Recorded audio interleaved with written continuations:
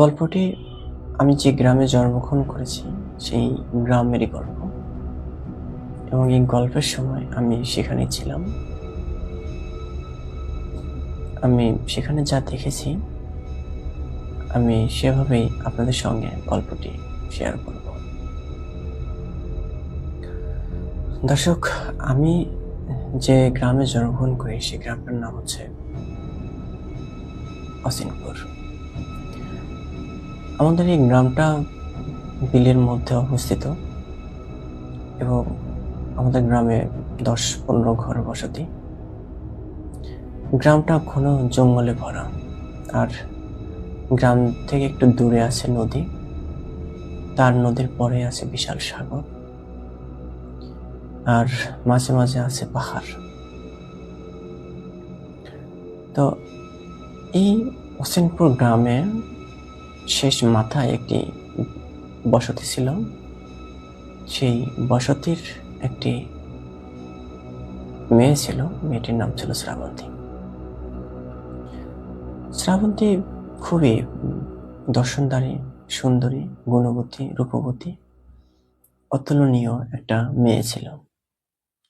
শ্রাবন্তীর চাইতে আমাদের গ্রামে অত সুন্দর, গুণবতী, রূপবতী মেয়ে ছিল না। তো শ্রাবন্তীদের বাড়ি আমাদের গ্রামের শেষ প্রান্তে ছিল এবং ওদের বাড়ির পরে ছিল বিশাল বিশাল পাহাড়, আর ওখানে পাহাড়ের আগে ছিল বিশাল আকৃতির একটি চুকো গাছ। কমসে কম কি বলবো, অত বড় চুকো গাছ আমার মনে হয় না আপনারা জীবনে কখনো দেখেছেন। বিশাল আকৃতির চুকো গাছ। তো ওই শ্রাবন্তী যেটা করতো,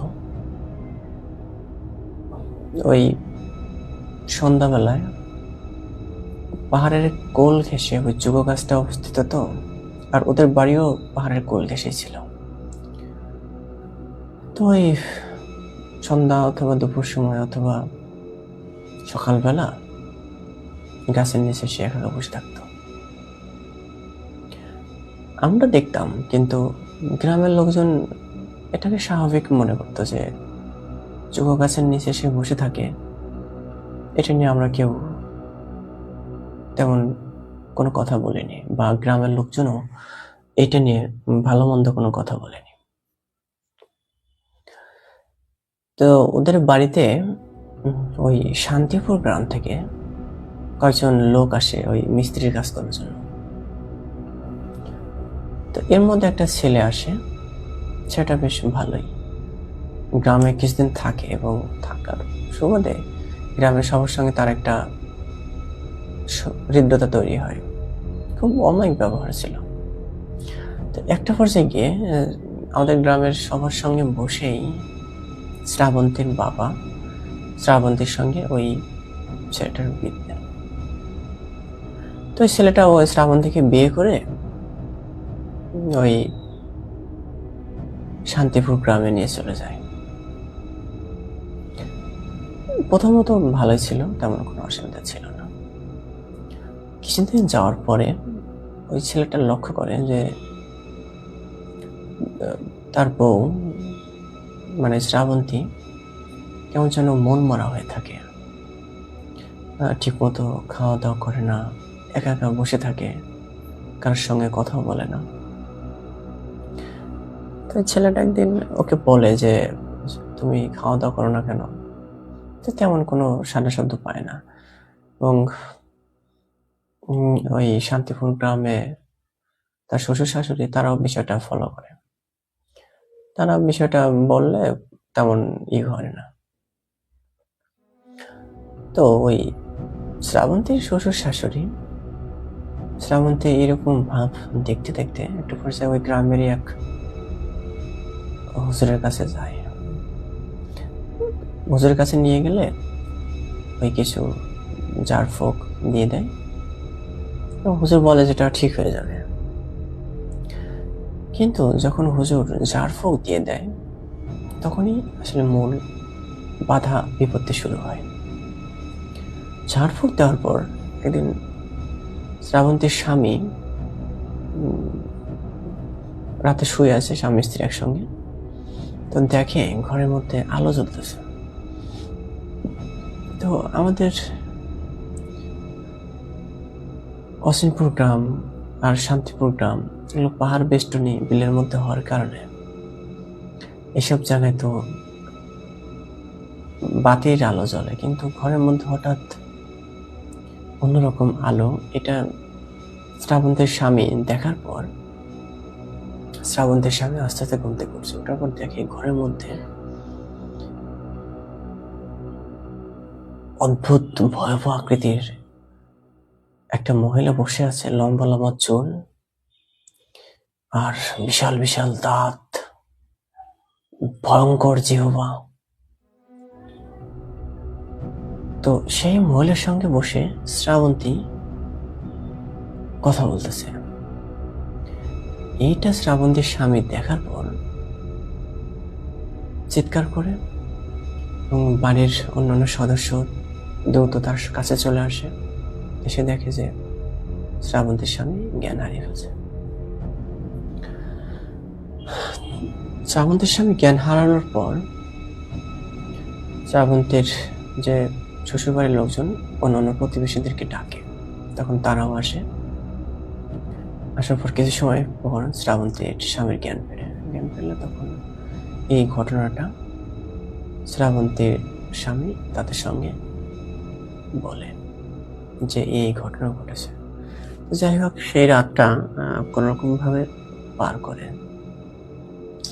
তখন পরদিন এটা আসলে কতটুকু সত্য এটা যাচাই করার জন্য গ্রামের আরো কিছু পৌরাণিক বা ময়মুরব্বী তারা বিষয়টা কি করে যে ওই শ্রাবন্তীকে রুমে একা রাখে, আর তারা শ্রাবন্তীকে চোখে চোখে রাখে যে আসলে ঘটনাটা কতটুকু সত্য, কিন্তু এটা শ্রাবন্তীকে বুঝতে দেয় না। তো দেখা যায় রাতে একটা পর্যায়ে ঘরের মধ্যে সেই ভয়াবহ আকৃতির ওই মহিলাটা চলে আসে। আসার পর শ্রাবন্তীর সঙ্গে বসে কথা বলা শুরু করে। এটা গ্রামের ওই শান্তিপুর গ্রামের লোকজন এটা দেখে। তো পরের দিন আমাদের অসিনপুর গ্রামে খবর আসে যে এরকম আপনার মেয়েকে একটু নিয়ে যান। শ্রাবন্তীর বাবা মা যায় শান্তিপুর গেলে যান, নিয়ে চলে আসে। আসার পরে আমাদের গ্রামে একটু জানাজানি হয় যে শ্রাবন্তী অসুস্থ। শ্রাবন্তীর বাবা মা শ্রাবন্তীকে নিয়ে আসছে। তো আমাদের গ্রামে একজন বিখ্যাত ফকির ছিলেন, নাম মাজিদুল ফকির। মাজিদুল ফকির সে এলাকায় অত্যন্ত নাম করা একজন ফকির, এবং যত ভয়াবহ ঘটনায় ঘটুক না কেন সে সেই ঘটনার সমাধান করেন। এবং আমাদের এলাকায় মাজিদুল ফকিরের কথার একটা দামও ছিল। তো সন্ধ্যার সময় মাজিদুল ফকির ডাকা হয় শ্রাবন্তীদের বাড়িতে। মাজিদুল ফকির আসেন রাহু চন্ডেলের একটা হার নিয়ে আর জারিয়াসিলের একটা হার নিয়ে। এই দুটো জিনিস নিয়ে আর একটা ঝোলা নিয়ে মাজিদুল ফকির সন্ধ্যার সময় টুকটুক করে আসেন। মাজিদুল ফকির আসার পরে পুরো বাড়ি 3-4 চক্কর মারে। শ্রাবন্তীদের বাড়ি চক্কর দেওয়ার পর মাজিদুল ফকির আমাদের সবাইকে উদ্দেশ্য করে বলে যে আপনারা যে যে সাহসী আছেন সে সেই ঘরের মধ্যে আসেন, আর যে যে সাহসী না সে সেই ঘরের মধ্যে আসেন না। এই কথা মাজিদুল ফকির বলে। তখন মাজিদুল ফকির শ্রাবন্তীর বাবা আর আমাদের গ্রামেরই কয়েকজন মানুষ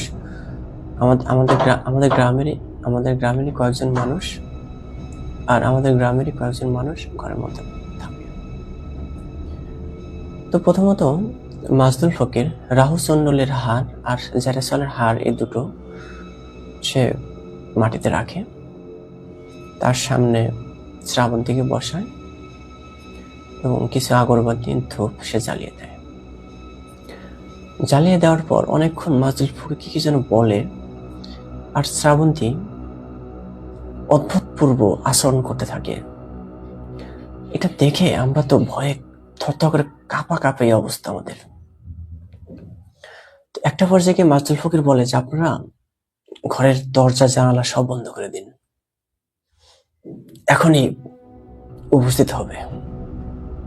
ঘরের দরজা জানালা বন্ধ করে দেওয়া হয়। তো হঠাৎ করে ঘর কটমট কটমট শব্দ করতে শুরু করে, পুরো ঘর। আমি নিজেও তো তখন দোয়া নুস পড়া শুরু করে দিয়েছিলাম ভয়ে। আমি মনে মনে ভাবছিলাম বুঝি আমার জীবন বের হয়ে যাবে। এবং অন্য যারা ছিল তাদের অবস্থা দেখলাম একই, তারাও আমার মতো যে যা পারতেছিল মুগ্ধ বলা শুরু করতেছিল। তো একটা পর্যায়ে গিয়ে সেই ভয়ঙ্কর অবয়ব বা ভূত এসে উপস্থিত হয়। উপস্থিত হলে তখন মাজদুল ফকিরকে দেখলাম যে ওই রাহুল চন্ডালের হাতটা দিয়ে ওই পেতনির সামনে ধরে এবং ধরে বলে যে তুমি কে, কোথা থেকে আসিস, আর এই একটি অসহায় নিরীহ মেয়েটার উপর কেন ভর করেছ। তখন সেই পেতনি বলে যে আপনাদের গ্রামের শেষ সীমানায় অর্থাৎ শ্রাবন্তীতে বাড়ির পাশে পাহাড়ের পাদদেশে যে বড় চুকো গাছটা আছে, এই চুকো গাছে হচ্ছে আমি থাকি। তো শ্রাবন্তী প্রতিদিন সকাল দুপুর বা সন্ধ্যায় ওখানে বসে থাকতো। সেখান থেকেই শ্রাবন্তীকে আমার ভালো লাগা শুরু হয়। তাই শ্রাবন্তীর সঙ্গে আমি থাকি। তো আপনারা শান্তিপুর গ্রামে যখন শ্রাবন্তীকে বিয়ে দিলেন, বিয়ে দেওয়ার পর ওইখানকার একজন ফকির বা অন্য কিছু, সে কিছু পড়া দিয়ে দেন। সেই পড়ার কারণে আমি আর শ্রাবন্তীর সঙ্গে থাকতে পারি না। তো যখন শ্রাবন্তীর সঙ্গে আমি থাকতে পারি নাই, তো শ্রাবন্তীকে ছাড়া আমার ভালো লাগে না, তখনই আমি তার উপরে ভর করা শুরু করে দিই। তো মাজেদুল ফকির অনেক চেষ্টা করে একটা পর্যায়ে সেই ভয়ঙ্কর অভাবেকে বোতলবন্দি করে, এবং বোতলবন্দি করে আমাদের গ্রামেরই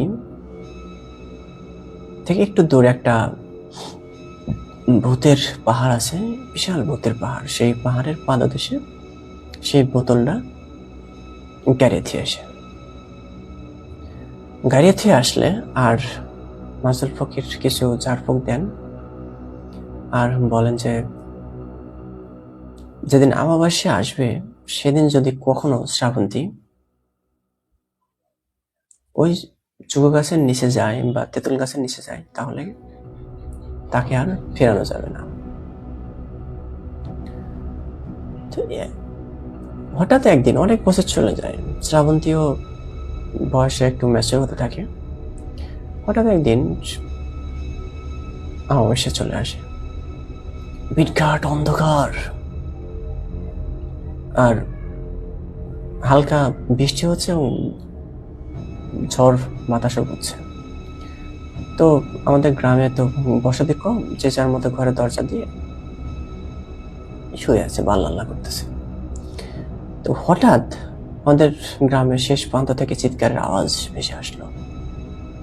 আমাদের গ্রামের আমরা যারা যুবক ছেলেরা আছি, তখন আমরা সবাই গেলাম, যা দেখি শ্রাবন্তীর মা কান্নাকাটি করতেছে।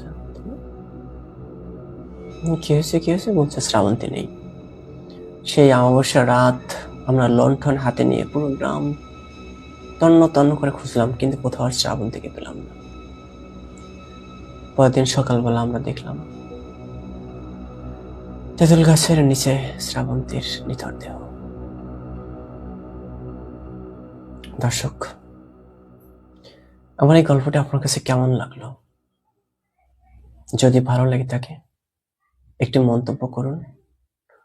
আর আপনার জীবনে যদি এমন ভয়ঙ্কর ঘটনা ঘটে থাকে, তাহলে আপনি আমাকে হোয়াটসঅ্যাপ অথবা মেল করে পাঠান।